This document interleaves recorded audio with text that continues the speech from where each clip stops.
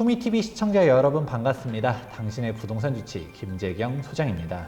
자, 오늘은 정말 중요한 내용에 대해서 이야기를 해보려고 합니다. 빌라 투자, 오피스텔 투자 하지 말아야 될까요? 저는 기본적으로 하지 말라라고 말하는 주의입니다. 쓸데없는 거 사면 안 된다. 똘똘한 한 채로 가야 된다. 그리고 다주택자 규제가 심해지면 심해질수록 쓸데없는 주택들을 정리할 거기 때문에 그런 주택들의 상승 여력이 떨어질 수밖에 없다. 전달해 드렸었죠. 그런데 똘똘한 한 채 가기 싫어서 투자 안 했나요?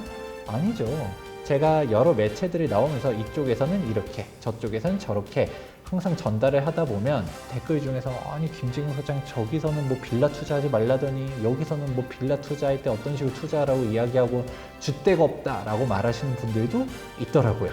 투미TV 영상들 보다 보면 그런 쓸데없는 주택들 투자하지 말아라, 오피스텔 투자하지 말아라 영상들도 있지만 정작 빌라 투자할 때 어떤 식으로 투자해야 되는지에 대한 원칙들을 설명한 영상들도 있습니다. 저는 항상 명확한 기준점이 있는데 이 부분에 대해서 여러분들이 모르기 때문에 혼동이 오는 것입니다. 그러면 오늘 이 시간 정확하게 빌라 투자하면 안 되는 사람, 빌라 투자라도 해야 되는 사람을 구분해 드리도록 하겠습니다.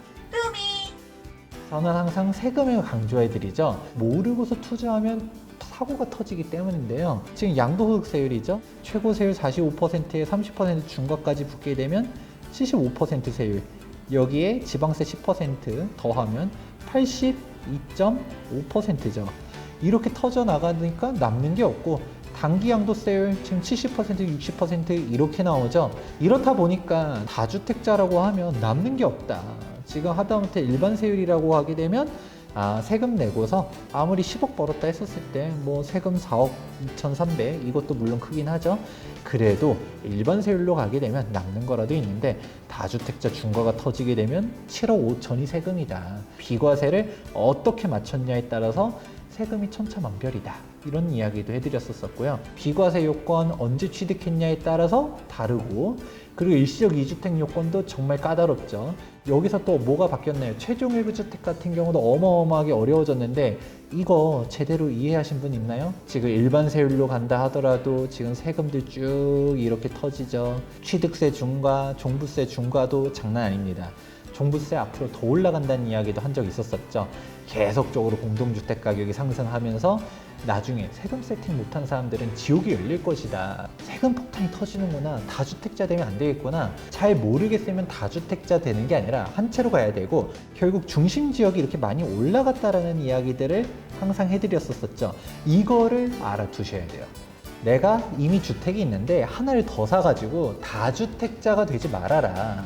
세금 세팅이 된 다주택이 아니라고 하면 세금 지옥이 열릴 것이다. 세금 세팅하면서 투자할 게 아니라고 하면 이상하게 3천만 원 투자, 5천만 원 투자, 1억 투자 이런 걸로 했다가 세금 다 꼬인다는 것입니다.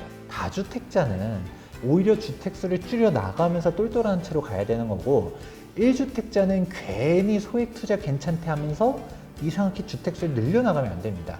하지만 무주택자 같은 경우도 내가 자금이 한 5억이 있어. 그러면 빌라 사지 말라라고 합니다. 멀쩡한 걸 사서 더 올라갈 만한 것들로 가야 되는 것인데 그냥 이상하게 5천만 원 투자, 1억 투자해서 분산해봤자 남는 게 없다.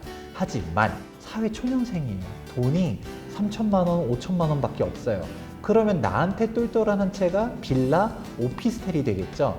그런 거라도 사서 시드머니를 늘리는 게 중요하다. 즉 나한테 똘똘한 한 채가 무엇이냐가 중요하다고 할 수 있는데요. 빌라, 오피스텔 투자가 나쁜 게 아니에요. 수익률로 따지면 괜찮거든요. 3천만 원 투자해서 3천만 원 벌기, 5천만 원 투자해서 5천만 원 벌기 이렇게 해서 접근하면 괜찮고요.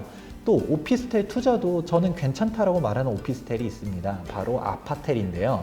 일반적으로 우리가 아파트 같은 경우는 뭐라고 하나요? 84제곱미터를 33평이라 하고요. 59제곱미터를 25평이라 말하죠. 근데 이게 전용 면적과 공용 면적의 차이 때문에 나타나는 건데 오피스텔 같은 경우는 다릅니다. 오피스텔은 서비스 면적이 없기 때문에 전용 84가 진짜 실평수 25평이 되고요. 우리가 5구 타입이에요 라고 말하는 게 실평수는 18평밖에 안 됩니다. 적어도 3룸에 25평 이상은 되어야지 정상 주거 상품군에 편입은 될 수 있기 때문에 이런 아파텔 같은 경우는 일반적인 오피스텔과 다르게 프리미엄이 억 단위로 붙는다. 보통 오피스텔 투자한 사람들이 어떤 식으로 막 그냥 이야기를 하나요? 아, 소장님, 오피스텔 그거 살 돈으로 다른 거 살 걸. 그때 당시는 노원구의 아파트 갭 투자 몇 천으로도 할 수 있었는데 잘못 샀습니다. 이런 이야기들 하죠. 오피스텔 월세 받아가지고 이거 월세 모아봤자 뭐가 남나요? 남는 게 없어요. 이 오피스텔 접근을 다른 식으로 하는 거죠. 월세 수익형으로 보는 게 아니라 차익형으로 보는 거죠. 3억짜리 오피스텔이에요. 여기에 보증금 5천만 원 껴가지고 2억 5천만 원 투자해가지고 얘가 뭐 시간 지나는데 2천만 원 올랐다. 별로 남는 게 없죠. 하지만 전세 갭 투자를 하게 된다. 그럼 이게 전세가 요즘 워낙 높다 보니까 갭이 2천만 원밖에 안 해요. 이게 2천만 원 올랐다라고 하면 수익률은 어떻게 되나요? 100%죠. 수익률이라는 게 투자 금액 대비 차이이기 때문에 이렇게 접근을 할 수 있다는 것입니다. 빌라 투자와 오피스텔 투자, 소액 투자 하셔도 됩니다. 다만 저한테 상담 오는 사람들은 어떤 사람들이 많나요?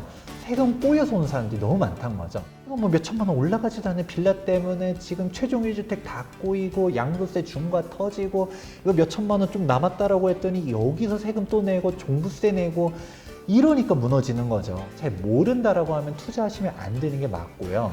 빌라 오피스텔 투자는 내가 무주택자다. 내가 현금이 3천만 원, 5천만 원 있다 라고 했었을 때 소액으로 접근해 가지고 시드머니를 늘리는 쪽으로 보면 전세 가격이 올라가는 것만 한다 하더라도 그 1,000, 2천은 벌 수가 있다라는 것이죠. 물론 이거를 일반화하면 안 됩니다. 위험하다고 말하는 거 있잖아요. 신축 빌라 투자하지 말아라.